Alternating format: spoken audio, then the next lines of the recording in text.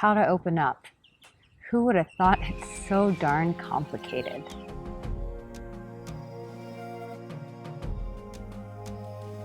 Well, hello and welcome. If you're new to my channel, let me first introduce myself. My name is Arica Angelo.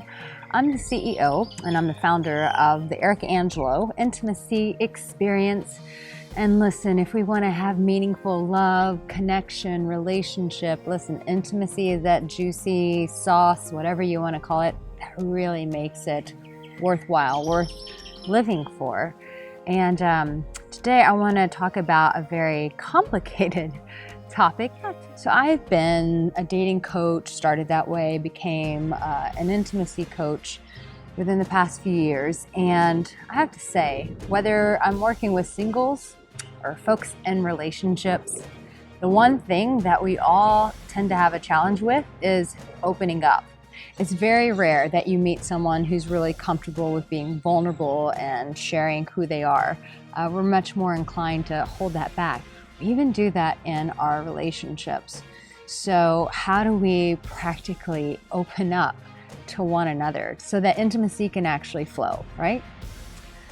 So I was talking to a new friend of mine out here in Chiang Mai. I'm in Chiang Mai, Thailand right now.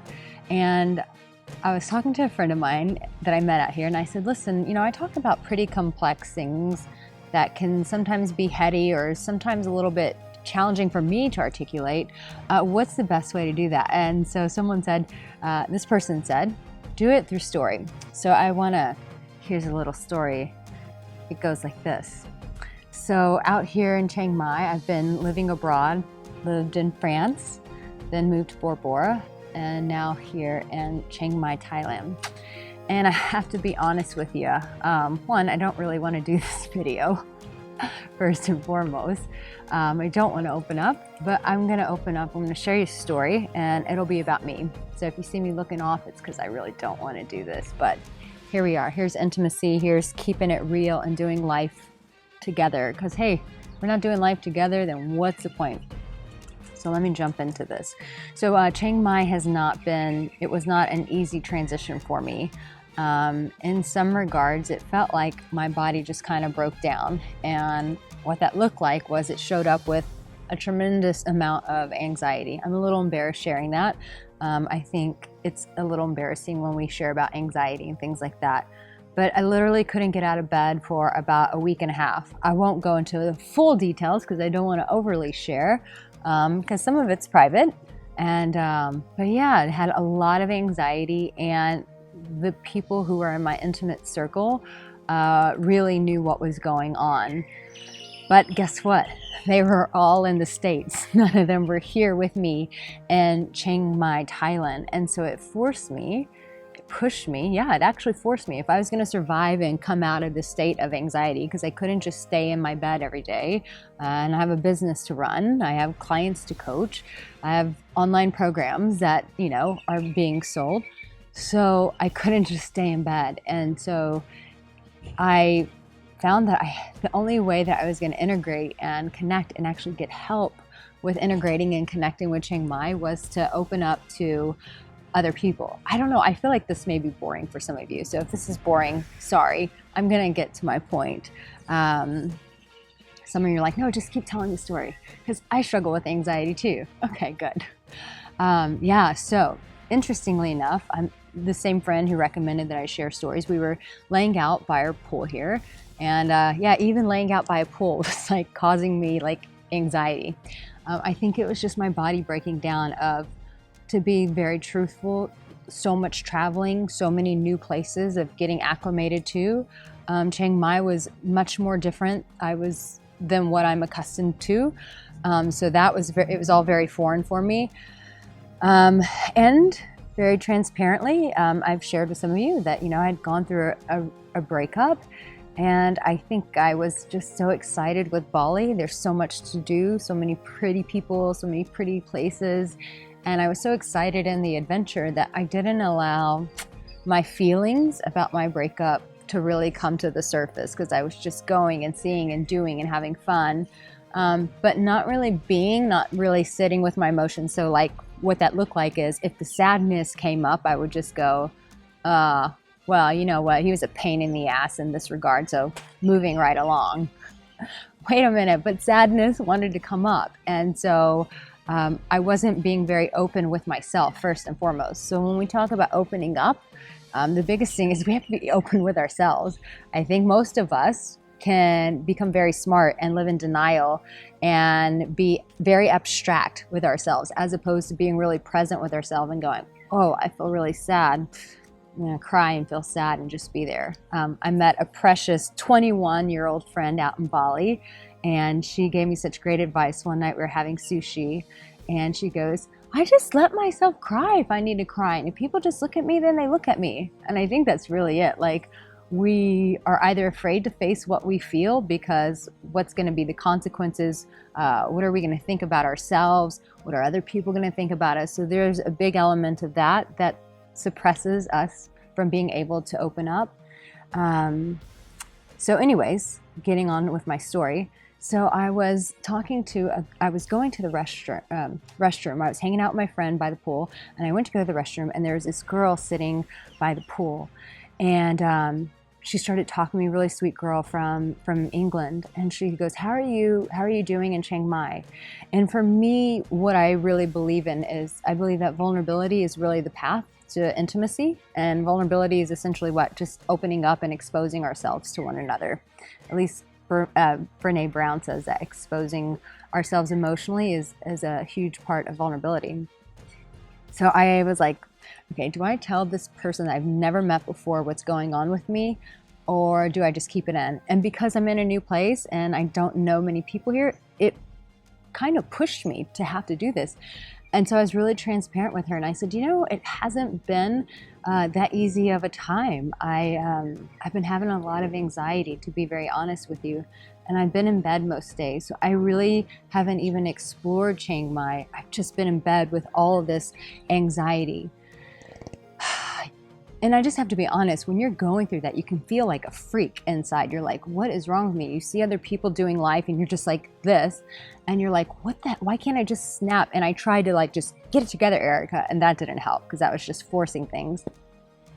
And she said to me, I went through the same experience. And I can't tell you, it was like someone took a massive truck and just removed all this stuff off of me. Just like, hey, Arica, you're not alone. This happens to other people when they're traveling like this. You're not by yourself in this. And oh, you can see I'm just breathing now. Just her saying that, her transparency, like I chose to take a risk. This is the thing with opening up, is someone has to take a risk. Someone has to just do it and take that risk to open up. And so, yes, I chose to take a risk and open up. And thankfully, she was just as transparent back with me. And that made me feel safe. It made me feel seen. It made me feel like less of a freak. And ultimately, it made me feel less alone. And I saw this girl like functioning and doing well here in Chiang Mai. And I'm like, okay, if she can get through it, so can I. And here's the thing. We can sometimes live with too many pretenses and too many conditions of how we think people are going to respond to us and how we should show up. And we completely miss each other in the process. Now this girl and I are good friends and we talk all the time. But I would have missed out on that intimate encounter with another person that helped pull me out of my anxiety, but also gave me a new friendship out in another country. And so I really want to encourage you that when I say open up and it's taking a risk and it's vulnerability, and I say all these what can be very abstract things, that is what it actually looks like. It's just being encountering another human being and just going, I'm going to take a risk. I'm just going to say what's really going on. And yeah, sometimes it doesn't work, but you know what? More than often it does. And so you can, but I choose, and hopefully you'll choose, because I believe in you, that you will not go through life looking for that 10% of people who are not gonna be good with vulnerability, but that you look for the 90% and you go, who in my life can I start practicing with being open with? It's not gonna be everybody, but there are people that are in your life right now that you can be practicing with. There are There are relationships, even if you're in a marriage, you know, even just because we get married doesn't mean that we're completely open. In fact, we just sometimes just want to survive and just want to keep the peace. A lot of us do that. We just want to keep the peace, so we don't say the things that really matter. But when we don't say the things that matter, are we really connecting? Are we really having the intimacy that's fulfilling, that makes life worth living for? No, we're not. We're not. So I want to encourage you. Opening up is a risk, and none of us wants to look like a freak. Of course, when they don't respond well, it's like, great, now I feel more alone. But you know what? There's someone else around the corner that you can share this with. And for me, this is the challenge I always challenge people with, as you can have intimacy with a complete stranger. It's just, are you willing to take that risk, to put your toe in the water? I like to use the Indiana Jones analogy, where the bridge wasn't there, but he took the step and the bridge appeared. And this is how you open up. It's taking the step. It's always taking the step. So I want to ask you, are you taking steps to open up to the people in your life? If you are, comment below. If you're not, tell me why you're not in the comment section below. But I want to hear, what's your experience, what's your journey, what's your story with opening up. So I'll do another video about this, because this is a bit of can be a complex topic. So I'm going to show you more footage of Thailand. It's a beautiful place. It's a very peaceful place. It's a very gentle place. I'm sure you can hear it by my tonality, where in some of my videos I'm a little bit more strong and and here I'm just like, oh yeah, man, like surrender. So yes, I'm really enjoying it here, and thank you for being a part of my travels and just a part of my intimacy experience that I'm here to share with you, and to really empower you and impact you in a way that you realize that, hey, you have all of this within you and that you can do this.